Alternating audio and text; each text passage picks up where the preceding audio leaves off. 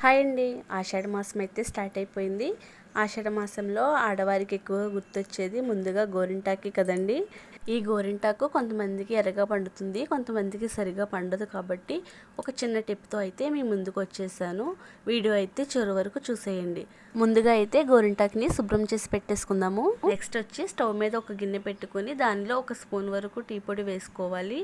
అదే స్పూన్తో షుగర్ కూడా వేసుకుని ఒకసారి అటు ఇటు ఫ్రై చేసుకుని దానిలో ఒక గ్లాసు వరకు కూడా వాటర్ అనేది ఫుల్గా వేసేసుకోవాలి.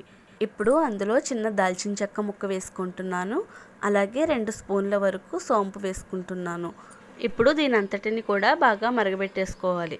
ఒక గ్లాసు వాటర్ హాఫ్ గ్లాస్ అయ్యేంత వరకు కూడా దీన్ని మరగబెట్టుకుని మరిగిన తర్వాత స్టవ్ ఆఫ్ చేసుకుని చల్లారబెట్టేసుకోవాలి.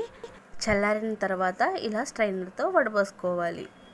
చూస్తున్నారు కదా, ఒక గ్లాసు వాటర్ కాస్త హాఫ్ గ్లాసు అయ్యే వరకు అయితే మరిగించుకున్నాను. నెక్స్ట్ వచ్చి ఇప్పుడు అందులోనే ఒక నిమ్మకాయ తీసుకొని కట్ చేసుకొని దాని రసాన్ని మొత్తాన్ని కూడా అందులో పిండేసుకోవాలి. ఇప్పుడు ఒక మిక్సీ గిన్నె తీసుకుని దానిలో గోరింటాకు వేసుకుని మనం రెడీ చేసి పెట్టుకున్న రసాన్ని కొద్ది కొద్దిగా వేసుకుంటూ మిక్సీ అయితే పట్టుకోవాలి. మిక్సీ పట్టుకున్న తర్వాత మనకి ఇదిగోండి గోరింటాకు అయితే ఇలా రెడీ అయ్యింది. చూసారు కదా, మరీ గట్టిగా కాకుండా మరీ మెత్తగా కాకుండా ఇలా అయితే రుబ్బుకోవాలి. ఫైనల్గా మీకు నచ్చిన డిజైన్ చేతికి పెట్టేసుకోవడమే. దీనిలో మనం వేసిన టీ పొడి, దాల్చిన చెక్క, సోంపు అయితే గోరింటాకి మంచి కలర్ని ఇస్తాయండి.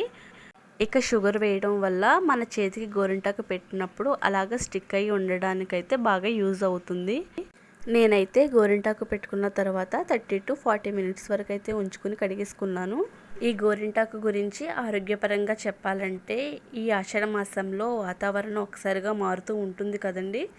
సో బాడీలో ఉన్న హీట్ని తగ్గించి చల్లబరుస్తుంది. ఈ వర్షాకాలంలో నీటిలో ఎక్కువగా తడవటం వల్ల కాళ్ళకి చేతులకి వచ్చే ఫంగల్ ఇన్ఫెక్షన్ నుంచి యాంటీసెప్టిక్గా కూడా పనిచేస్తుంది. ఇక ఫైనల్ లుక్ అయితే చూడండి ఎంత ఎర్రగా పండిందో గోరింటాకు. మీరు కూడా తప్పకుండా ట్రై చేయండి, బాగా పండుతుంది. వీడియో నచ్చితే లైక్ అండ్ సబ్స్క్రైబ్.